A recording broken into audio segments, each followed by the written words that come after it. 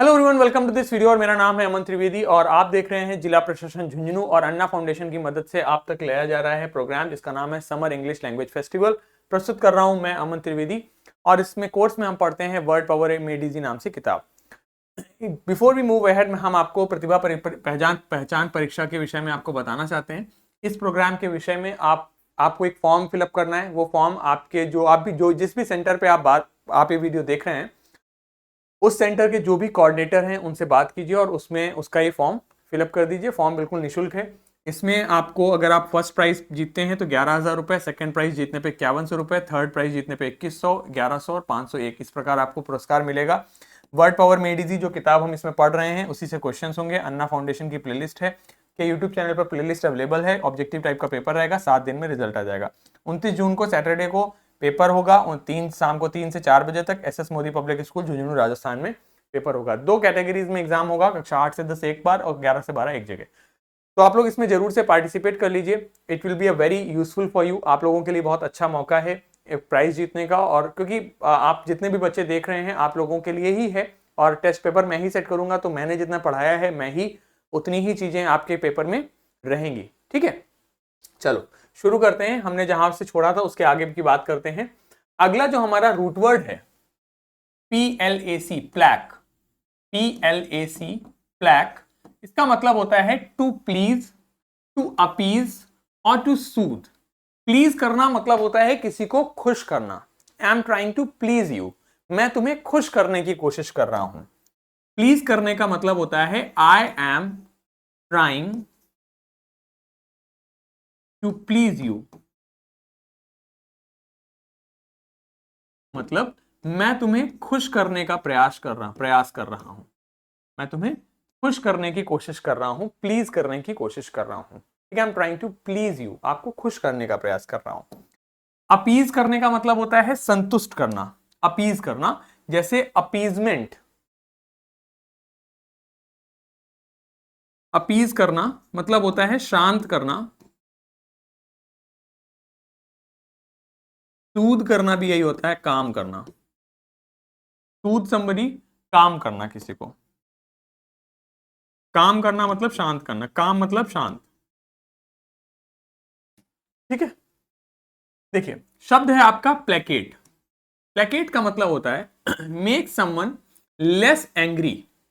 मतलब कोई यदि बहुत गुस्सा हो गया है, if somebody has got too angry, if somebody has got very angry, कोई यदि बहुत गुस्सा हो गया है तो आप उसे शांत करने का प्रयास कर रहे हैं, तो उसके लिए कहा जाता है he is trying to placate me। ठीक, मान लीजिए कोई बच्चा रो रहा है तो बच्चे को शांत कराने के लिए भी कहा जाता है प्लेकेट द चाइल्ड। क्या कहा जाता है? Placket the child. बोलिए बोलिए मेरे साथ, क्या बोलेंगे इसको? प्लेकेट। क्या बोलेंगे? प्लेकेट। क्या बोलेंगे? प्लेकेट। ठीक, क्या बोलेंगे? प्लेकेट। ठीक है, मतलब शांत करना, प्लेकेट। ठीक है, मेक समवन लेस एंग्री, किसी का गुस्सा कम करना, शांत करना। ठीक है, ही स्माइल्ड यानी कि वह मुस्कुराया, ट्राइंग टू प्लेकेट मी, मुझे शांत करने की कोशिश कर रहा था। ही स्माइल्ड, वो मुस्कुराया, ट्राइंग टू प्लेकेट मी, मुझे शांत करने का प्रयास वो कर रहा था। तो प्लेकेट करने का मतलब होता है शांत करना। ठीक, नाउन हो जाता है प्लेकेट का ही प्लेकेशन। प्लेकेशन हमारा नाउन है। और देखो, अब देखो आप लोग थोड़ा ध्यान से समझो। TION लगा तो क्या बना? नाउन। और ORY लगता है तो क्या बनता है? हमने क्या पढ़ा था कल? एडजेक्टिव। तो प्लेकेटरी क्या बन गया बच्चों? एडजेक्टिव। क्या बन गया बच्चों? एडजेक्टिव। ठीक, तो अब चूंकि जेठालाल की हरकतें देखकर जेठालाल की हरकतें देखकर बबीता जी के विषय में बाबूजी गुस्सा हो गए, तो बाबूजी ने जेठालाल से कहा डोंट ट्राई टू प्लेकेट मी, मतलब मुझे शांत करने की कोशिश ना करो। I am very angry with you, मैं तुमसे बहुत गुस्सा हूं, बहुत नाराज हूं। ठीक, तो वर्ड हुआ हमने पढ़ा प्लेकेट। प्लेकेट का मतलब होता है शांत करना। He smiled trying to placate me, मुझे शांत करने की कोशिश करने लगा। नाउन हो जाता है प्लेकेशन। प्लेकेशन क्या है? नाउन है आपका। और प्लेकेटरी क्या है आपका? Adjective. So don't try to placate me, मुझे शांत करने की कोशिश मत करो। ठीक, क्लियर है यहां तक? आगे बढ़ते हैं। देखिए, प्लैक का मतलब होता है टू प्लीज यानी शांत करना, टू अपीज या फिर शांत करने से मतलब। ठीक, अब बच्चों आप सब लोग जान चुके हो अब तक, अगर किसी शब्द के आगे इम लग जाता है, आई एम लगता है, तो उसका मतलब क्या होता है? उसका मतलब नॉट या फिर वो निगेटिव प्रीफिक्स हो जाता है। कैसा प्रीफिक्स हो जाता है? निगेटिव प्रीफिक्स हो जाता है ना बच्चों? ठीक, और साथ ही साथ बच्चों आप जानते हो, अगर किसी शब्द के अंत में A B L E, able, able का मतलब अपने आप में क्या होता है? अगर हम बात करें एबल, एबल का मतलब हो जाता है योग्य। ठीक है, टेबल का मतलब होता है मेज और एबल का मतलब होता है योग्य। और एबल, एबल का मतलब होता है आपका बच्चों योग्य। ठीक, और बच्चों एबल क्या है आपका? एबल आपका एक एडजेक्टिव है। ठीक, बच्चों आप सभी लोगों ने पढ़ा है मेरे से कि अगर किसी शब्द में आई टी वाई लगता है तो बच्चों वो क्या बनता है? अगर किसी शब्द में आई टी वाई लगता है तो क्या बनता है? आई टी वाई लगता है तो बच्चों वो बनता है आपका नाउन, है ना? यानी कि अगर मैं एबल में आई टी वाई लगा दूंगा तो क्या बन जाएगा? एबिलिटी। क्या बन जाएगा? एबिलिटी, है ना? जिसका मतलब क्या हो जाता है? योग्यता। ठीक, बात समझ में आ गई? एबल का मतलब योग्य, एडजेक्टिव है। एबिलिटी का मतलब आपका योग्यता, नाउन हो गया। अब देखो यहां पर आपने देखा, यहां पर एबल लग गया मतलब हो जाता है आपका एडजेक्टिव, और आई एम लग गया मतलब होता है नहीं, और प्लैक हो गया मतलब हो जाता है शांत। मतलब क्या बना? इन कैपेबल, कैपेबल, कैपेबल। अब मुझे जल्दी से बता दो कैपेबल में कि पार्ट्स ऑफ स्पीच क्या होगी? नाउन होगा, प्रोनाउन होगा, एडजेक्टिव होगा, एडवर्ब होगा। क्या होगा बच्चों? अभी पढ़ा हमने कि अगर एबल लगता है तो क्या बनता है? एडजेक्टिव। क्या बनता है? Adjective, correct. और कैपेबल मतलब होता है आपका योग्य। ठीक, आप ये करने के कैपेबल हो यानी सक्षम हो। ठीक, और इसी से हमने इसका नाउन बनाना है तो क्या बन जाएगा? कैपेबिलिटी। कैपेबिलिटी मतलब सक्षमता। तो कैपेबिलिटी, आई टी वाई लगा तो क्या बना? अगेन नाउन बन गया, है ना? इन मतलब नहीं, यानी कि इनकैपेबल ऑफ बीइंग प्लेकेटेड, यानी जिसे शांत ना किया जा सके, जिसे शांत ना किया जा सके, जिसे शांत ना किया जा सके, उसे कहते हैं implacable. Is an implacable child, मतलब ही कैन नॉट बी प्लेकेटेड, उसे शांत नहीं किया जा सकता। ठीक, example, the government faces, faces मतलब सामना करना पड़ रहा है, पड़ रही, सामना कर रही है इम्प्लेकेबल मतलब ऑपोजिशन। ऑपोजिशन मतलब आपका विपक्ष, ऑपोजिशन मतलब विपक्ष, ऑपोजिशन मतलब विपक्ष। ठीक है, जो सत्ता में पार्टी नहीं है। ऑन द इशू, इशू मतलब मुद्दा, ऑफ न्यूक्लियर यानी नाभिकीय, वेस्ट यानी कचरा। तो सरकार विपक्ष के, सरकार न्यूक्लियर नाभिकीय कचरे के मुद्दे पर विपक्ष मतलब इम्प्लेकेबल विपक्ष का सामना कर रही है, मतलब ऐसे विपक्ष का सामना कर रही है जिसे शांत नहीं किया जा सकता, मतलब सरकार विपक्ष को शांत नहीं करवा पा रही है। तो इम्प्लेकेबल का मतलब हो गया जिसे शांत नहीं किया जा सकता। ठीक, और इम्प्लेकेबल का अगर हमें एडजेक्टिव बनाना है बच्चों तो क्या बन जाएगा? एडजेक्टिव बन जाएगा इम्प्लेकेबिलिटी। एडजेक्टिव हमारा बन जाएगा इम्प्लेकेबिलिटी। एडजेक्टिव बच्चों हमारा क्या बन जाएगा? इम्प्लेकेबिलिटी। ठीक है, एडजेक्टिव क्या हो जाएगा? इम्प्लेकेबिलिटी। ठीक, आई टी वाई लग गया तो बन गया। तो बाबूजी, यू हैव बिकम इम्प्लेकेबल, यानी कि बाबूजी आप तो शांत ही नहीं हो रहे, आपको शांत नहीं किया जा पा रहा है। समझ में आ गई बात? हमने अभी दो वर्ड पढ़े बच्चों। हमने पढ़ा आपका एबल, एबल का मतलब होता है योग्य, नाउन बनाना होता है तो होता है एबिलिटी। यदि किसी शब्द के अंत में एबल लगेगा तो वो बनेगा एडजेक्टिव। कैपेबल मतलब क्षमता, सक्षम, कैपेबिलिटी मतलब उसी नाउन बन जाता है। उसी प्रकार हमने वर्ड पढ़ा प्लेकेट, प्लेकेट मतलब प्लैक रूट वर्ड का मतलब होता है शांत, तो प्लेकेट का मतलब हो गया शांत। ठीक है, प्लेकेबल हो गया मतलब जिसे शांत किया जा सकता है।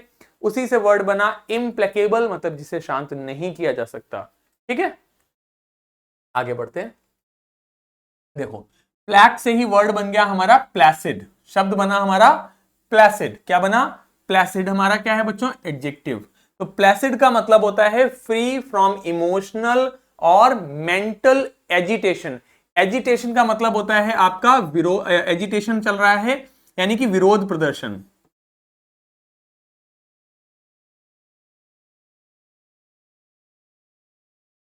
ठीक, तो कह रहा है कि किसी भी प्रकार के इमोशनल यानी कि भावुक और मेंटल यानी दिमागी एजिटेशन, किसी भी प्रकार का जो मानसिक या फिर जो इमोशनल समस्या नहीं है, पूरी तरीके से शांत है। देखो एक बात मैं आपको बताता हूं, अंग्रेजी में एक ही शब्द के कई मायने होते हैं। हिंदी में भी ऐसा ही होता है, अंग्रेजी हिंदी सब में, हर भाषा में ऐसा ही है। एक ही शब्द अलग अलग जगह पे अलग अलग मायने रखता है।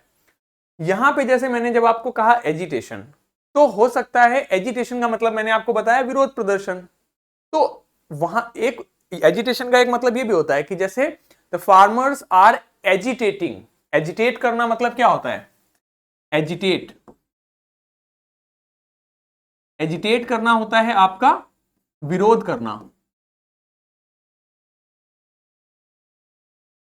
एजिटेट है हमारा वर्ब, और इसी को हमें अगर नाउन बनाना था हमने लगा दिया एजिटेशन, मतलब हो गया विरोध प्रदर्शन। अलग अलग अर्थ हैं।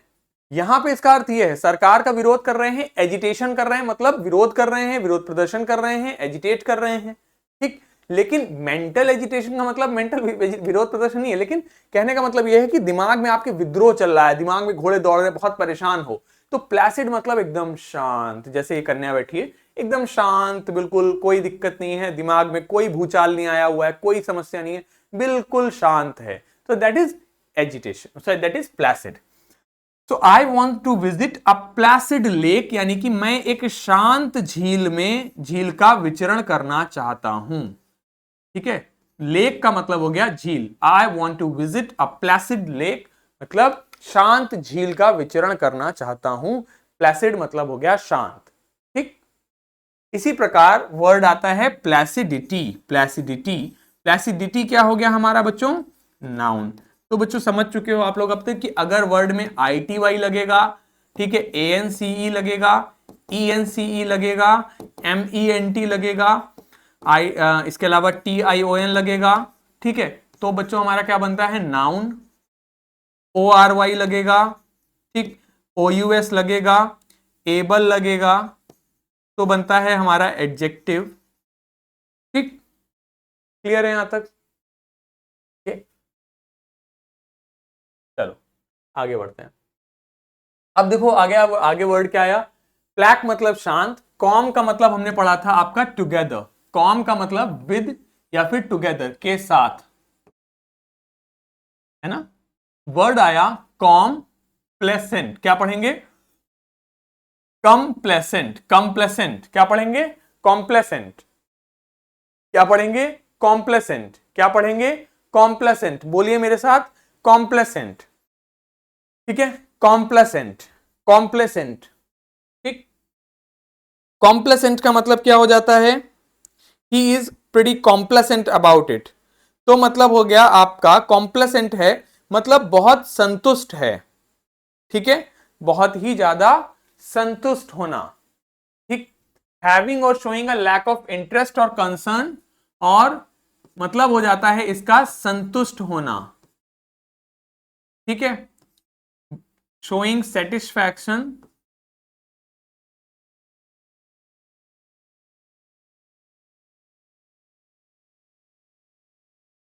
With one's achievements. अपनी उपलब्धियों से कॉम्प्लेसेंट होना। जैसे कि आप देखिए, जैसे मैं नौकरी करता हूं, मेरी नौकरी है, बढ़िया सरकारी नौकरी है। अब मैं संतुष्ट होकर बैठ जाऊं कि भैया नौकरी तो अपनी है ही, क्या करना है, बैठे बिठाए पैसा आ रहा है, नौकरी करने जा रहे हैं, आ रहा है पैसा, ठीक है, बैठे बिठाए नहीं आ रहा बट वहां भी काम कर रहे हैं, लेकिन एटलीस्ट तनख्वाह तो आ रही है ना, तो मैं संतुष्ट होकर बैठ सकता हूं। तो अगर मैं ऐसे में संतुष्ट होकर बैठ जाऊं तो मुझे क्या कहा जाएगा? I am being complacent. मैं क्या हो रहा हूं? मैं संतुष्ट हो रहा हूं अपनी उपलब्धियों से, अपनी चीजों से, but I am not complacent, that is why I am teaching you, right? तो कॉम्प्लेसेंट का मतलब होता है हैविंग और showing a lack of interest और कंसर्न, यानी कि आप किसी चीज में बहुत अधिक रुचि नहीं दिखा रहे हैं, आपने जो हासिल कर लिया है आप उसमें संतुष्टि दिखा रहे हैं, उसे कहते हैं कॉम्प्लेसेंट। मतलब होता है संतुष्ट, अत्यंत संतुष्ट है अपनी उपलब्धियों से, अपनी चीजों से। For example, the auditors were taken aback. To take aback का मतलब होता है आपका आश्चर्यचकित होना। टेक अबैक का मतलब होता है आश्चर्यचकित होना, आश्चर्यचकित होना, ठीक। So the auditors were taken aback by his complacent response to their findings of fraud. Response मतलब जवाब, फ्रॉड मतलब झोलझाल, फाइंडिंग्स मतलब जो ढूंढी। तो ऑडिटर्स जो थे वो बहुत आश्चर्यचकित रह गए, उनके जो कॉम्प्लेसेंट रिस्पॉन्स आया, ऐसा जवाब आया कि मतलब उन्हें कोई फर्क ही नहीं पड़ रहा है उनके।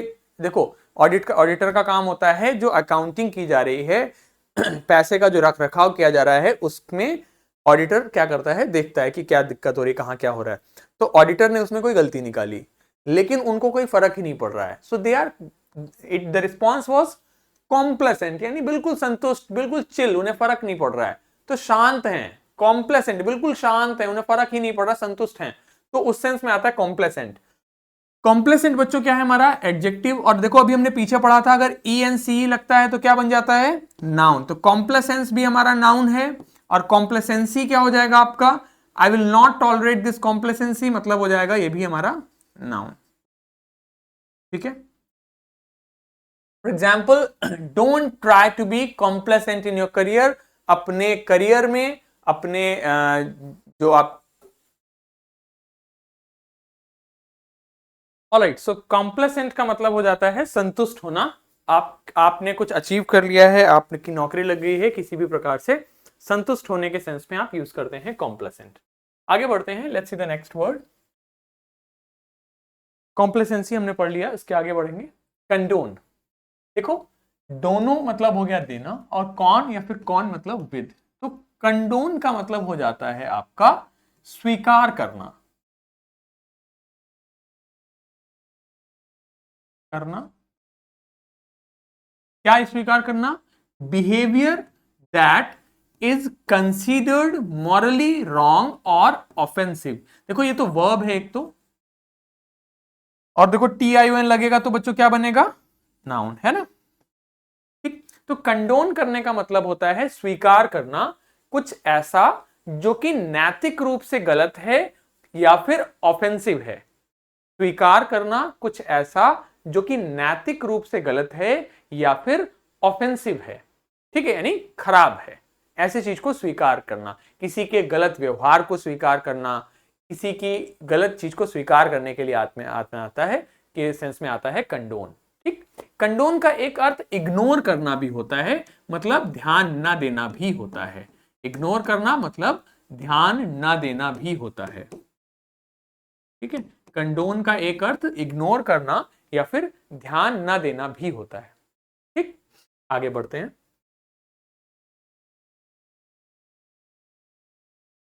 ठीक है। तो कंडोन मतलब हो गया इग्नोर करना। He is too quick to condone his friends faults. He is too यानी बहुत अधिक, क्विक यानी जल्दी करता है क्या? Condone to his friends faults, अपने दोस्तों की गलतियों को बहुत जल्दी इग्नोर करता है, बहुत जल्दी ध्यान नहीं देता उन पे, ठीक। So, Jethalal, I can't condone your behavior, or I will not condone the infidelity. I will not condone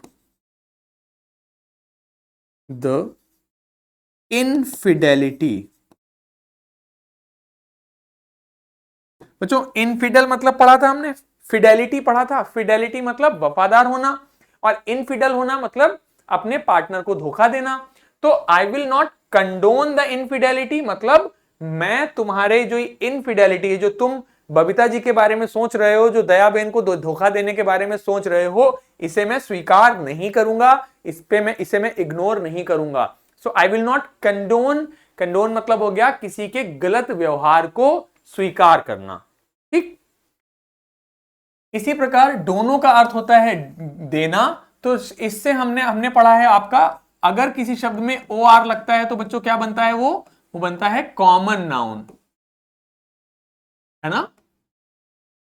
तो वर्ड बना हमारा डोनर। क्या बना हमारा वर्ड? डोनर। डोनर क्या है बच्चों? नाउन, मतलब जो दान देता है, दानी। डोनर मतलब हो जाता है दानी, जो दान दे रहा है उसे कहते हैं donor. Person who makes gift, यानी कि जो दान देता है उसे कहते हैं डोनर, ठीक। इसी का वर्ब हो जाता है डोनेट, और नाउन हो जाता है डोनेशन। तो डोनेट करना मतलब होता है दान करना, और डोनेशन मतलब क्या हो गया? दान, ठीक है। तो जैसे भामा शाह जी हैं, ये क्या थे? ये बहुत बड़े डोनर थे, डोनेट करते थे चीजों को, फिलेंथ्रोपिस्ट थे, ऑल्ट्रुइस्ट थे। हमने पढ़े हैं ये सारे, ये दोनों शब्द हमने पढ़ा था। फिलेंथ्रोपिस्ट,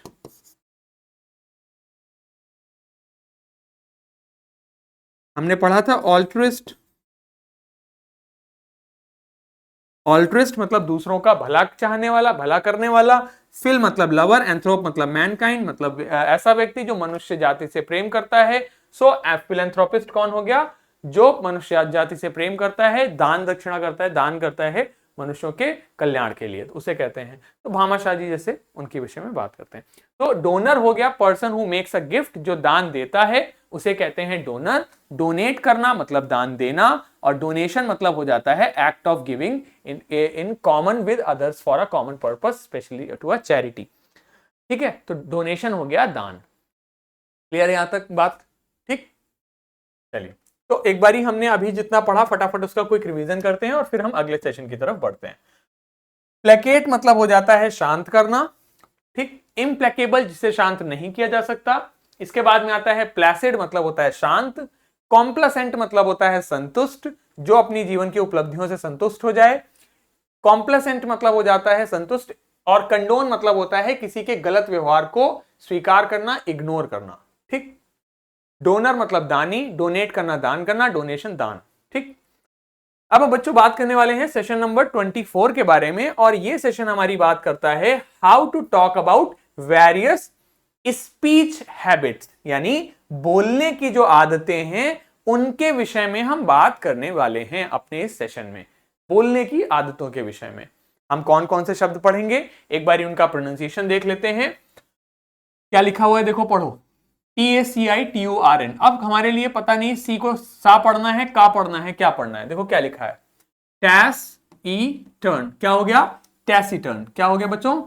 टैसिटर्न। क्या हो गया ये हमारा? टैसिटर्न, टैसिटर्न, ठीक। अगला देखो क्या लिखा है, लैकॉनिक। क्या वर्ड बना? लैकॉनिक। क्या बना? लैकॉनिक, ठीक।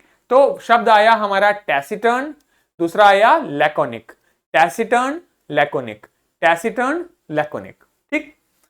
आगे देखिए, इन आर्टिकुलेट। क्या बना वर्ड हमारा? Inarticulate. क्या बनाया? Inarticulate, inarticulate, inarticulate. फिर से पढ़िए इसको, inarticulate, inarticulate, inarticulate, inarticulate, inarticulate, articulate, इसमें ई लगा दिया तो बन गया इनआर्टिकुलेट। आगे देखो क्या लिखा, गैरुलस। क्या हो गया? गैरुलस, गैरुलस, गैरुलस, गैरुलस, ठीक। बेनल, बेनल क्या हो गया? Banal, banal. ठीक। Verbose, verbose, verbose. Voluble, voluble, voluble. ठीक। Cogent, cogent, cogent. ठीक। Vociferous, vociferous. Loquacious, loquacious, loquacious. Taciturn, laconic, inarticulate, garrulous, banal, verbose, voluble, cogent, vociferous, loquacious. ठीक, clear यहां तक? आते हैं शब्दों पर। पहला शब्द हमने पढ़ा यहां पर, रूट वर्ड हमारा है टैसियो। क्या वो रूट वर्ड है हमारा? टैसियो। टैसियो का मतलब होता है टू बी साइलेंट, यानी चुप रहना, कम बोलना। टैसियो मतलब टू बी साइलेंट, शांत होना। शब्द आया टैसीटर्न, टैसीटर्न मतलब एडजेक्टिव है हमारा। और अगर हमें एडजेक्टिव को नाउन बनाना होता है तो क्या करते हैं? हम बनाते हैं ITY। क्या लगा देते हैं? ITY। तो शब्द हमारा क्या हो गया? टैसीटर्निटी। तो बच्चों देखो ITY लगा तो ये क्या बन गया? नाउन। ठीक। टैसीटर्न का मतलब हुआ एक ऐसा व्यक्ति, ऑफ अ पर्सन यानी व्यक्ति। कैसा व्यक्ति? रिजर्व्ड यानी कि अपने में रहता है, और अनकम्युनिकेटिव,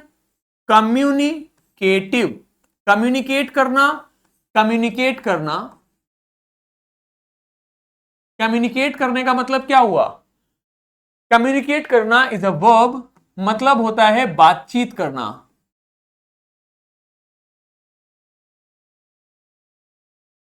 ठीक है। और IVE लगता है किसी में तो बनता है एडजेक्टिव। तो वर्ड बन गया हमारा कम्युनिकेटिव।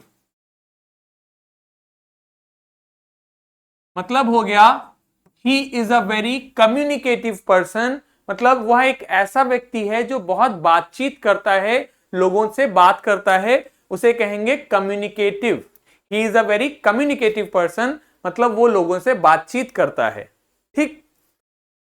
अब देखो बच्चों, हमने इसमें आप इसमें एक प्रीफिक्स लगा दिया अन, तो वर्ड बन गया हमारा अनकम्युनिकेटिव। तो बच्चों अनकम्युनिकेटिव का मतलब हो गया जो बातचीत ना करे। सेइंग लिटिल बहुत कम बोलता है। रिजर्व्ड यानी अपने में रहता है, सोशल नहीं है। बच्चों याद करो, हमने एक चैप्टर पढ़ा था जिसमें हमने पर्सनैलिटी टाइप्स के विषय में बात करी थी। और उसी चैप्टर में बच्चों हमने बात करी थी पर्सनैलिटी टाइप्स के विषय में, उसी चैप्टर में हमने बात करी थी कि एक ऐसे पर्सनालिटी के बारे में भी बात करी थी जो कम बात करता था, लोगों से मिलता जुलता नहीं था। उसे क्या कहते थे बच्चों? उसे कहते थे हम इंट्रोवर्ट। याद आया? ठीक ऐसा ही था ना वो भी। ऐसा व्यक्ति जो रिजर्व्ड है, कम बोलता है स्पीच में, सेइंग लिटिल, उसे कहते हैं इंट्रोवर्ट, अपने में रहता है। ठीक। शब्द आया हमारा टैसिटर्निटी। टैसिटर्निटी हो गया हमारा नाउन, क्योंकि ITY सफिक्स लग गया। बच्चों देखो टैसिटर्न हमारा क्या है? वर्ब। और वर्ब में देखो एक प्रीफिक्स लग गया हमारा LY। तो बच्चों कल की कक्षा में हमने पढ़ा था कि यदि वर्ब में LY लगता है तो क्या बनता है, हमने कल पढ़ा था। जल्दी से मुझे सब लोग बताओ कि यदि वर्ब में LY लगता है तो कौन सी पार्ट्स ऑफ स्पीच बनती है। हमने कल की कक्षा में यह बात हमने पढ़ी है। यदि वर्ब में यदि वर्ब में अगर आपका LY लगता है तो कौन सी पार्ट्स ऑफ स्पीच बनती है? बच्चों यदि वर्ब में LY लगता है तो बनता है हमारा एडवर्ब। तो टैसिटर्निटी, टैसिटर्नली क्या हो गया हमारा? एडवर्ब। ठीक है। वर्ब नहीं, टैसिटर्न हमारा क्या था? एडजेक्टिव। तो चाहे वर्ब या फिर हमारा एडजेक्टिव में LY। ठीक, एडजेक्टिव में LY लगता है तो एडवर्ब बनता है। ठीक। तो इन तारक मेहता का उल्टा चश्मा, जेठालाल इज नेवर टैसिटर्न। जेठालाल कभी भी कम बोलने वाला व्यक्ति नहीं होता, हमेशा बोलता रहता है, लोगों से मिलता जुलता है। तो टैसिटर्न हो गया जो कम बात करे, लोगों से कम मिले जुले। इसी प्रकार हो जाता है हमारा अगला शब्द लैकोनिक। लैकोनिक, लैकोनिक, लैकोनिक भी है बच्चों हमारा एडजेक्टिव। अब देखो एडजेक्टिव में फिर से देखो एडवाई लग गया तो क्या बन गया? लैकोनिकली, ये भी हमारा क्या हो गया होगा, एडवर्ब, है ना। और इसी प्रकार अगर हम किसी शब्द में आईएसएम लगाते हैं तो बनता है हमारा नाउन। तो देखो बन गया लैकोनिज्म, ये हमारा क्या हो गया, नाउन, है ना। लैकोनिक एडजेक्टिव, आईएसएम लगा नाउन बन गया, एलवाई लगा एडवर्ब बन गया। तो लैकोनिज्म कम बात करना, लैकोनिकली कम बात करते हुए, ठीक। लैकोनिक हो गया using only a few words to say something, कुछ भी कहने के लिए कम शब्दों का प्रयोग करना, कुछ भी कहने के लिए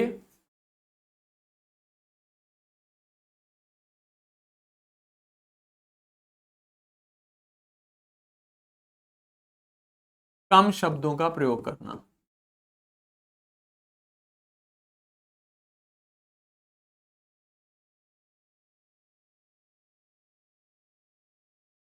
ठीक है, उसे कहेंगे laconic. His laconic comments was too bad, मतलब उसका जो लैकोनिक कमेंट था, जो कम शब्दों में कमेंट था, वो काफी खराब था। अब देखो बबीता जी जेठालाल से क्या कह रही हैं कि try to be more laconic and terse Jethalal ji. Jethalal ji थोड़ा लैकोनिक होने की कोशिश करिए, आप हर समय बोलते रहते हो, अपनी बात को थोड़ा कम शब्दों में कहा करो, लैकोनिक होने की कोशिश करो, है ना। तो बबीता जी ने जेठालाल से कहा try to be more laconic, थोड़ा सा कम बोलने की कोशिश करो, आप हर समय बोलते ही रहते हो, है ना। अब देखो इसी प्रकार हमारा आता है अगला शब्द हमारा इन आर्टिकुलेट। आर्टिकुलेट का मतलब होता है आर्टिकुलेट, आर्टिकुलेट का मतलब होता है अपनी बात को अच्छे से रखना, अपनी बात को अच्छे से कह पाना।